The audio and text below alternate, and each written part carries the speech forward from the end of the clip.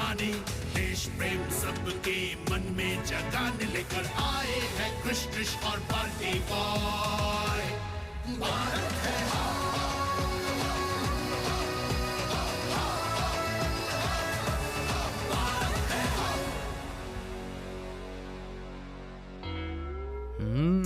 கஜக் ட்ரிஷுக்கு கவனமே இல்ல. எலிங்க கூட்டம் அத திருட பாக்குதுங்க. அதுங்க திருடுறதுக்கு முன்னாடி நானே திருடிடுறேன். திருடுறது தப்பான விஷயம். சாரி. நானும் தான். அதாவது சாரி. அதை விட செஞ்ச தப்ப ஒத்துக்கிறது ரொம்ப நல்ல விஷயம். இந்தாங்க கிரிஷ், பல்டி பாய். உனக்கு தெரியுமா, கஜக்கும் ரேவடியும் டெல்லிக்கு பக்கத்துல இருக்கிற மீரட் சிட்டியோட வேர்ல்ட் ஃபேமஸான ஸ்வீட் இது. ஆனா மீரட் நம்மளோட ஹிஸ்டரியில பெரிய புரட்சிக்கு பேர் போனது ட்ரிஷ். புரட்சி அப்படின்னா ஸ்டோரி. உங்க எல்லாருக்கும் இந்த விஷயம் தெரியும்னு நினைக்கிறேன். அதாவது ஆங்கிலேயர்கள் முதல்ல ஈஸ்ட் இந்தியா கம்பெனிங்கிற பேர்ல நம்ம நாட்டுக்குள்ள வியாபார நோக்கத்துல வந்தாங்க. அப்புறம் அவங்களோட எண்ணம் ரொம்ப மோசமாயிடுச்சு. அப்புறம் கைப்பற்ற ஆரம்பிச்சிட்டாங்க. அப்புறம் இது மட்டும் இல்ல, வெள்ளையர்கள் கட்டாயப்படுத்தி நம்ம இந்தியர்கள் கிட்ட வரி வசூல் பண்ணாங்க. யாரால கொடுக்க முடியலையோ அவங்க நிலத்தை பறிச்சுக்கிட்டாங்க. எனக்கு ரொம்ப சந்தோஷம். நீங்க ரெண்டு பேரும் இந்த கதையை கவனமா கேக்குறீங்க.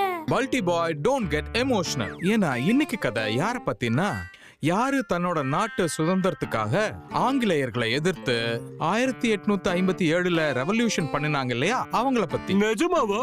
யார் அது? முதல் ரெவல்யூஷன் ஆரம்பிச்சது யாரு? Kotwal Singh Gujar. Dear Sanskriti, story mode on.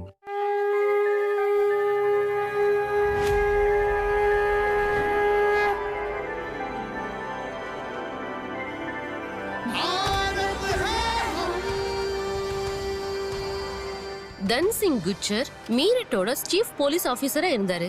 அதாவது கோத்துவாரா இருந்தாரு.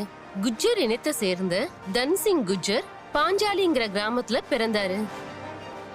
கோத்வால் தன்சிங் குஜர் மீரட்ல இருக்கிற சதர் பஜார் போலீஸ் ஸ்டேஷன்ல உட்கார்ந்து இருந்தாரு.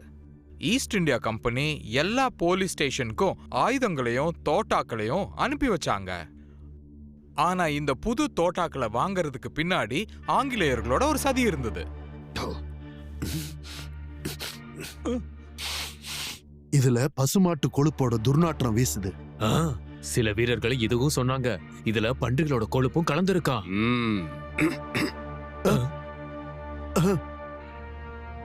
கான்ஸ்டபிள் திலக்லாலும் கான்ஸ்டபிள் ரஹ்மானும் இந்த விஷயத்தை பேசிட்டு இருக்கும்போது ஒரு பிரிட்டிஷ் ஆபீசர் அவங்க பேசுறத கேட்டுக்கிட்டு இருந்தாரு. அதுக்கப்புறம் மறுநாள் போலீஸ் கிரவுண்ட்ல, நீங்க ரெண்டு பேரும் கம் ஃபார்வர்ட், உங்களை தான் சொல்றேன், வாங்க. சார், நாங்க இந்த தோட்டாக்கல்ல கைய வைக்க மாட்டோம். இது எங்க மதத்துக்கு எதிரானது. அந்த ரெண்டு சிப்பாய்களும் அந்த தோட்டாவை நாங்க தொட மாட்டோம்னு மறுத்து பேசினதுனால ஆபீசருக்கு கோபம் வந்துருச்சு. அதனால அவங்கள ஹண்டர் கிட்ட அவங்க ரெண்டு பேரையும் எல்லாரும் முன்னாடியும் அடிச்சு உதைக்க சொல்லி செய்கையில சொன்னாரு. அங்க சிப்பாய்ங்க வரிசையில திலக்லாலோட பையன் புவனும் நின்னுகிட்டு இருந்தாரு. ஆங்கிலேயர்கள் அவரோட அப்பாவை அடிச்சு உதைக்கிறத அவரால் அங்க நின்னு கண் கலங்கி பார்க்க தான் முடிஞ்சது. கோத்வால் தன்சிங் குர்ஜரும் அங்கதான் இருந்தாரு. அவருக்கும் மனசு கலங்கி போச்சே தவிர அவராலையும் ஒன்னும் பண்ண முடியல. வேற யாராவது இருக்கீங்களா? முடியாதுன்னு சொல்றவங்க முன்னாடி வாங்க. இத கேட்டதும் மத்த சில சிப்பாய்ங்க முன்னாடி வந்தாங்க. கோத்வால் தாக்ஷே, அவங்க எல்லாரோட யூனிஃபார்மை அவுத்து சங்கிலியால கட்டி கொண்டு போய் சிறைச்சாலையில் அடைங்க. இவங்க எல்லாருக்கும் வாழ்நாள் தண்டனை கொடுக்குறேன். அப்பதான் இவங்களுக்கு புத்தி வரும். அவங்க எல்லாரையும் அரெஸ்ட் பண்ணி லாக்அப்ல போட்டாங்க. கோத்வால் தன்சிங் குர்ஜர் முன்னாடி அவங்க எல்லாரையும் லாக்அப்ல அடிச்சாங்க, ரொம்ப டார்ச்சர் பண்ணாங்க. ஐயோ, தயவு செஞ்சு கருணை காட்டுங்க, கருணை காட்டுங்க.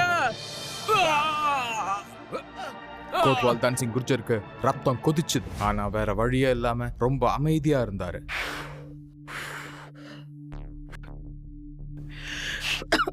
திலக்லாலோட பையன் வீட்டுக்கு போன போது அவங்க அம்மா கேட்டாங்க, உங்க அப்பா எங்கப்பா? வெள்ளையர்கள் அப்பாவை ஜெயில அடைச்சிட்டாங்கம்மா. ஆனா எதுக்கு? அம்மா, அது வந்து அன்னைக்கு புவனுக்கு என்ன நடந்துச்சோ அது எல்லாத்தையும் அவன் அம்மா கிட்ட போய் சொன்னான். என்ன பன்றி அப்புறம் மாட்டு கொழுப்பா? நீங்க உங்க அப்பாவுக்கு துணையா நிக்கல? பூவத், நீ குஜர் இனத்தோட மானத்தையும் வாங்கிட்ட. தலையை வெட்டினா கூட சகிச்சுக்கலாம், ஆனா அநியாயத்தை என்னைக்கும் சகிச்சுக்கவே கூடாது. இனிமே இந்த வீட்ல அடுப்பே எரியாது. வா, அந்த கோத்வால் கிட்ட போலாம். அங்க மீரட் சதர் பஜார் போலீஸ் ஸ்டேஷன்ல ஏற்கனவே பரபரப்பு நிலவி இருந்தது. உங்களுக்கு எப்பவுமே உங்க வருமானத்து மேலதான் அக்கறை இல்ல? உங்க கண்ணுக்கு எதுவுமே தெரியலையா? இந்த வெள்ளையர்கள் அவங்களோட லாபத்துக்காக நம்ம மதத்தை பயன்படுத்திக்கிறாங்கன்னு அவங்க பண்ற சதி உங்களுக்கு புரியலையா? போலீஸ் ஸ்டேஷன்ல இப்படி ஒரு பரபரப்பு ஏற்பட்ட சமயத்துல போலீஸ் ஸ்டேஷனுக்கு வெளியில இருந்து ஒரு சத்தம் கோத்வால் தன்சிங் குர்ஜருக்கு கேட்டது. அதை கேட்டு அவரு வெளியே வந்தாரு. எனக்கு இருக்கிறது ஒரே ஒரு பையன்தான். கோத்வால் ஐயா, தயவு செஞ்சு அவனை விட்டுடுங்க. கோத்வால் ஐயா, என் புருஷன் அப்படி என்ன தப்பு பண்ணாரு? இது எல்லாத்தையும் பார்த்துக்கிட்டும் கேட்டுக்கிட்டும் இருந்த புவன் ஆவேசத்தோட தன்னோட யூனிஃபார்மை கழட்டினான்.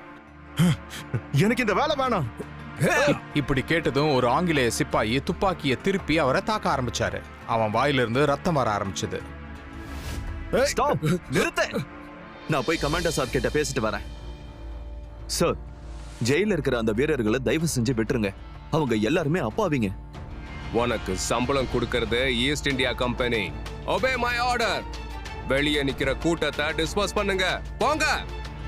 கோத்வால் தன்சிங் குர்ஜர் கிட்ட இதற்கான பதில் எதுவும் இல்ல. அவரு யோசிக்க ஆரம்பிச்சாரு. அதுக்கப்புறம் அவரு குர்ஜர் சமூகத்து மக்களை ஒன்று திரட்டினாரு. அதுல புவனும் அவனோட அம்மாவும் இருந்தாங்க.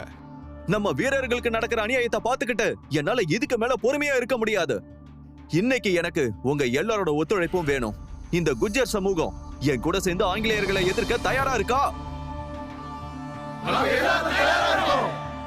அப்படின்னா 1 மணி நேரத்துக்குள்ள பாஞ்சாலி கிராமம் அப்புறம் அக்கம் பக்கத்துல இருக்கிற கிராமத்துல இருக்க குஜர்கள் எல்லாரையும் ஒண்ணு சேருங்க. முதல்ல ஆங்கிலேயர்கள் கட்டி வச்சிருக்கிற அந்த ஜெயில முற்றுகையிடுவோம். அங்க 839 புரட்சியாளர்களையும் அப்புறம் வீரர்களை கைது செஞ்சு வச்சிருக்காங்க. அதுக்கப்புறம் அங்கிருந்து நம்ம சதர்ன் மார்க்கெட்ல இருக்கிற போலீஸ் ஸ்டேஷனுக்கு போவோம்.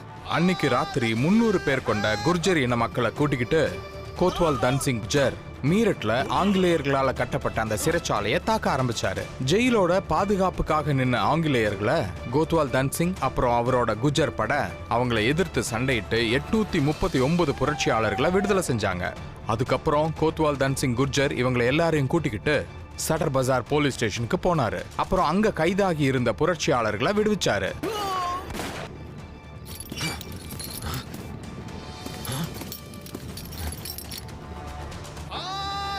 ஆங்கிலேயரை விரட்டி அடிக்கணும்.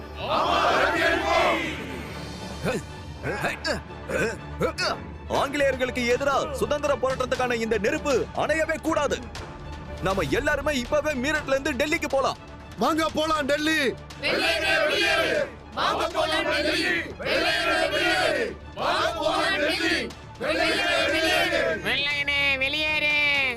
சன்ஸ்கிருதி கோத்வால் தன்சிங் குர்ஜரோட போராட்டத்துல இன்னும் சில முக்கியமான விஷயங்கள்லாம் இருக்கு. அதையும் உங்ககிட்ட சொல்ல. தி ரிவால்ட் ஆஃப் 1857, இந்திய சுதந்திரத்துக்கான முதல் போராட்டம். கோத்வால் தன்சிங் குர்ஜரோட மொத்த குஜர் சமூகமும் ஒண்ணு சேர்ந்தாங்க. அது மட்டும் இல்ல, எல்லா மதத்தை சார்ந்தவங்களும் இருந்தாங்க. ஹிந்து, முஸ்லிம், சிக் எல்லாரும் ஒன்னா சேர்ந்து சுதந்திர போராட்டத்துக்கான முதல் தீப்பந்தத்தை ஏத்தினாங்க. அப்புறம் மெல்ல மெல்ல இந்த தீ நாட்டோட எல்லா நகரத்திலயும் தெரிய ஆரம்பிச்சது. ஜூலை 4, 1857 வெள்ளையர்கள் போராட்டம் பண்ண கோத்வால் தன்சிங் கிராமத்துல குண்டு போட்டு அந்த கிராமத்தையே அழிச்சிட்டாங்க. அப்புறம் கோத்வால் தன்சிங்க பிடிச்சு ஊர் நடுவுல எல்லார் முன்னிலையிலும் அவருக்கு தூக்கு தண்டனை விதிச்சாங்க. முதல் சுதந்திர போராட்டம் 1857 துவங்குச்சு. எல்லாரோட லட்சியமும் ஒண்ணுதான், வெள்ளையர்களோட அதிகாரத்தை நம்ம மண்டம் விட்டு துரத்தணுங்கிறது தான். வெள்ளையர்களோட ஆட்சியை முடிவுக்கு கொண்டு வரணும். கோத்வால் தன்சிங் குர்ஜரோட இந்த தியாகத்துக்காக நாம் அவருக்கு சல்யூட் பண்ணுவோம். கோத்வால் தன்சிங்க கௌரவிக்கும் விதமா சதர் பஜார் போலீஸ் ஸ்டேஷன், மீரட் மற்றும் மவானால அவருக்கு சிலை வச்சாங்க. இது மட்டும் இல்ல, அவருடைய பேர்ல லோனி காசியாபாத்ல தன்சிங் குர்ஜர் மகா வித்யாலயா கூட இருக்கு. கதை முடிஞ்சிருச்சு. சரி, நாம எல்லாரும் சேர்ந்து ரெவாடி சாப்பிடலாம். அட, இதுல இருந்த ரேவடி எங்க போச்சு? கதை ரொம்ப இன்ட்ரெஸ்டிங்கா இருந்ததா? அப்படியே அதை கேட்டுக்கிட்டு எல்லாத்தையும் சாப்பிட்டுட்டோம். கதையும் முடிஞ்சது, ஸ்வீட்டும் முடிஞ்சது. பெருமையோட சொல்லுங்க. भारत है हम